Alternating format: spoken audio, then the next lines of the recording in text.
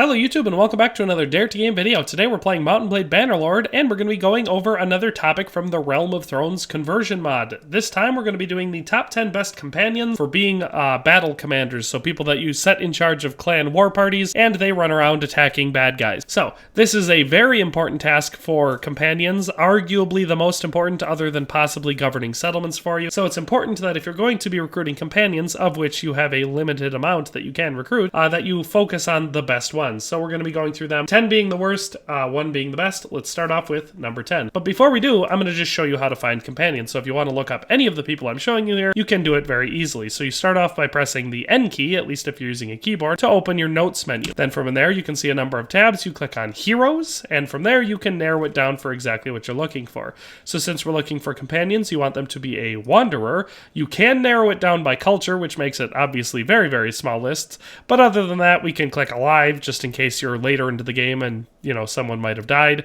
And then the gender you're looking for, and so for this one, we're going to do female. And so it gives you a rather short list. And the number 10 spot for the best commander companions you can get in the game is this girl right here named Nina Vernier. And so, jumping right into it, what makes someone a good battle commander? 2 stats are the most important, and then after that, combat skills. So the most important stats for a combat commander, you know, someone to lead war parties for you, are the leadership and tactics stats. Those are the most important. And I would say leadership is slightly more important because it affects the amount of people they can command and various other things like how fast they can upgrade troops and, you know, other stuff like that. But tactics comes very, very close. So I rate those two very close to each other. And then obviously after that, the higher the combat skill they have, the better, because if they've got a nice high combat skill, they themselves are a more effective warrior and are less likely to A, die in combat, and B, they're more likely to inflict heavy casualties on the enemy. So those are the things we're going to consider in this ranking,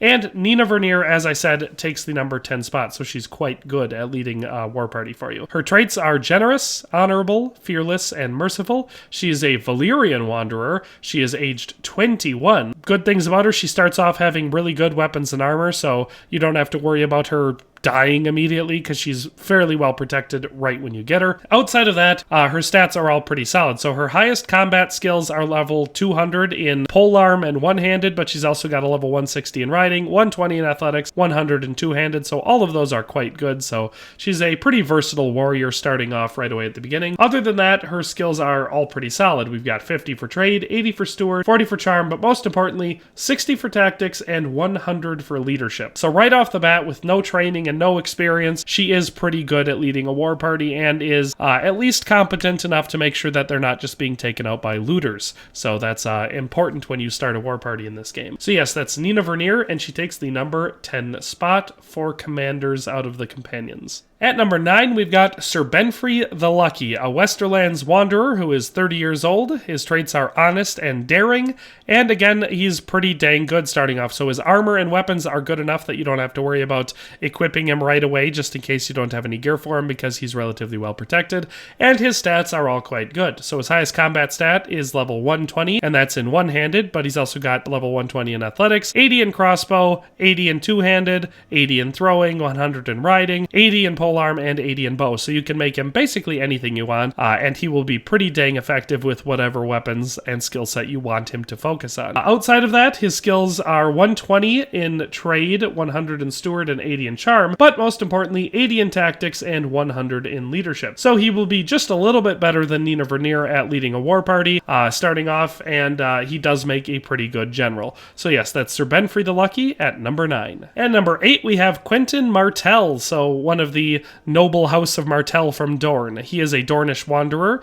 age 28. His traits are honest and daring, and again, skills are going to be pretty solid. So we've got the highest combat skill for him being level 160, and that's in one-handed, but he's also got level 160 in polearm, 100 in bow, 100 in riding, 100 in throwing, 100 in athletics, 100 in crossbow, and 130 in two-handed. So again, you can make him pretty much any type of warrior you want, and he will do pretty dang good with whatever weapons you want him to use. Outside of those stats, of course, we've got trade of 20, steward of 100, and charm of 40, but more importantly, tactics of 80, and leadership of 100. So he's got basically the same command ability as Sir Benfrey the Lucky, he's just got better combat abilities, which is why I ranked him higher. He's also 2 years younger, which is great, because that way he can be a companion for you longer, providing he doesn't die in battle. But yeah, all of that aside, pretty dang good war commander right off the bat, so Quentyn Martell should be a consideration at number 8. At number 7, we have kind of an ironic one here, Lord Peter Baelish. So the reason this is ironic is because he's not much of a warrior, but he does make somewhat of a good war commander. And so he's a Crownlands Wanderer, aged 36.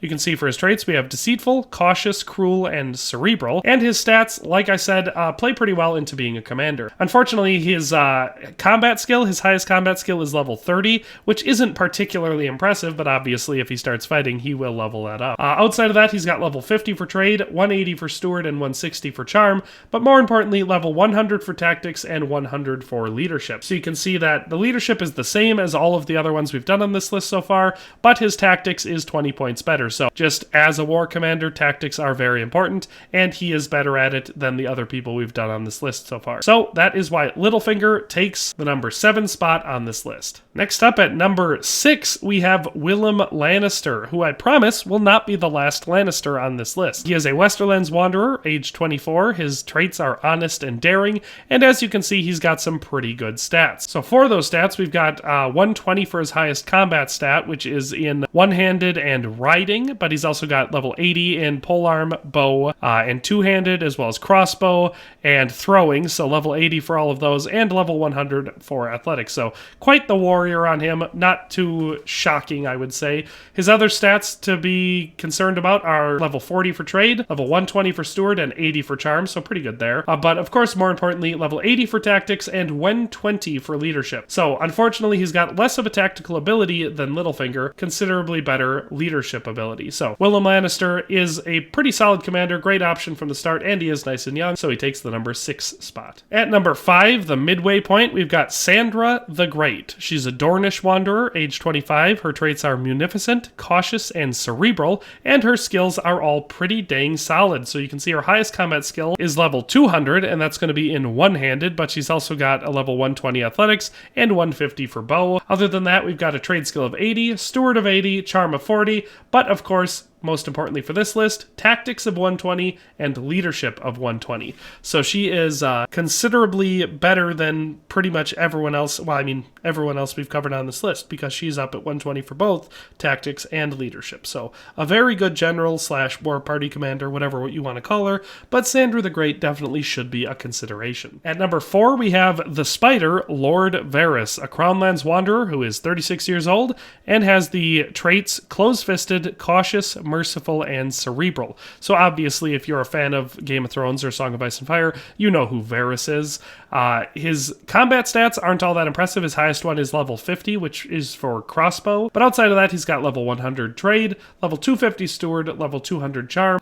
So all of those are really high, but not terribly important for being a war commander. What is important is he does have a leadership skill of 150, so he can actually lead a decent amount of men pretty effectively right at the beginning. Unfortunately, his tactics is rather low, being only level 20. So I still find him to be a pretty good commander as long as you give him the resources he needs to level up his tactics skill. So yes, that's Lord Varys, who takes the number 4 spot. At number 3, we've got a character that shows up on a number of my best companions lists, SYRIO FOREL, a Braavosi Wanderer who is 39 years old, and he has the traits Honest and Fearless. He also comes with pretty good armor and weapons from the beginning, so you don't have to worry about him being too weak. As far as his stats go, he's got really good combat stats, so we've got level 290 in one-handed, 280 in two-handed, 200 in polearm, 100 in throwing, 220 in athletics, and 100 in riding. So a very, very good warrior who can do multiple different things, but obviously, if you want him to be very effective, his best weapon is swords, one-handed being the obvious one. Outside of that, for skills, we've got level 50 for Trade, level 120 for Steward, and level 120 for Charm. But of course, the important ones for a war commander are level 150 for Leadership and level 60 for Tactics. So he's got the same high leadership that Varys has, but decently higher tactics skill than him. So SYRIO FOREL